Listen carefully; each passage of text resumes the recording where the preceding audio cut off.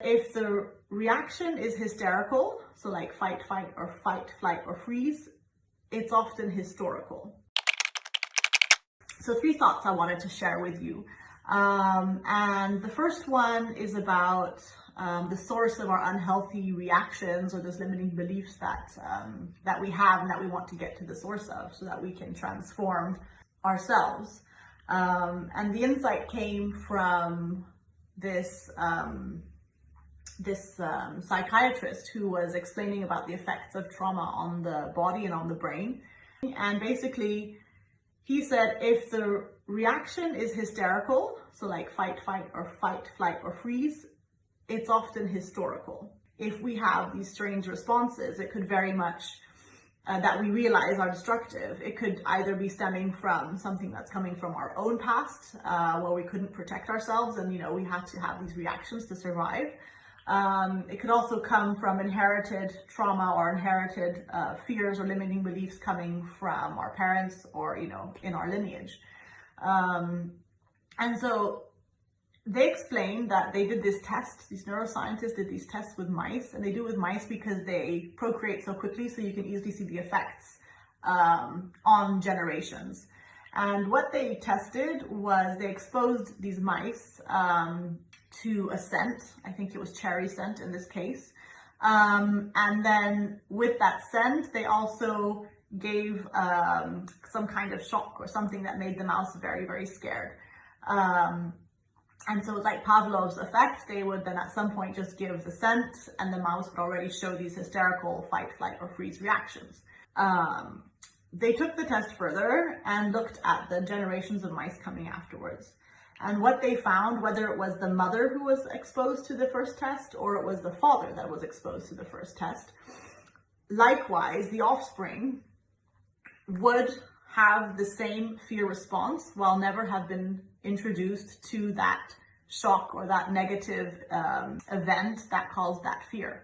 So they would just smell the cherry scent and they would just go into fight, flight, or freeze and have these panic reactions.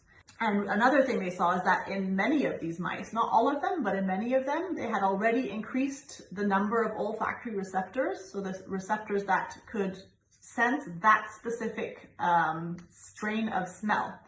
So they became very sensitive to it, which made them even more hyper alert to that danger of the scent of cherry. And obviously it was a very controlled environment. So they could very easily make sure that those mice were never introduced to that specific abuse or that one thing that caused that, the cause of that fearful behavior, the trigger.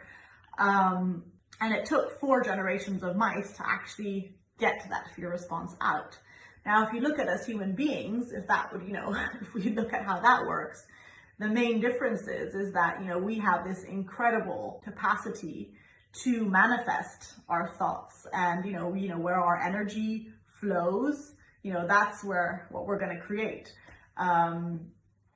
So really, I think it's super important to think about how we then, with those limiting beliefs and those fears that we have that might not even be coming from something we experienced, because we can manifest and really put our intentions out there. When we're fearful, when we're angry, we send that out and that's also what we get back. So we're going to be creating experiences that are going to trigger that fear from us. We're going to be creating experiences that are going to be triggering that anger or that aggressiveness from us, or that victimhood, or being a doormat. We're going to start creating those situations. And so in that sense, we're always going to then really experience it firsthand, and then become that first generation and then nicely pass it on to the next 4.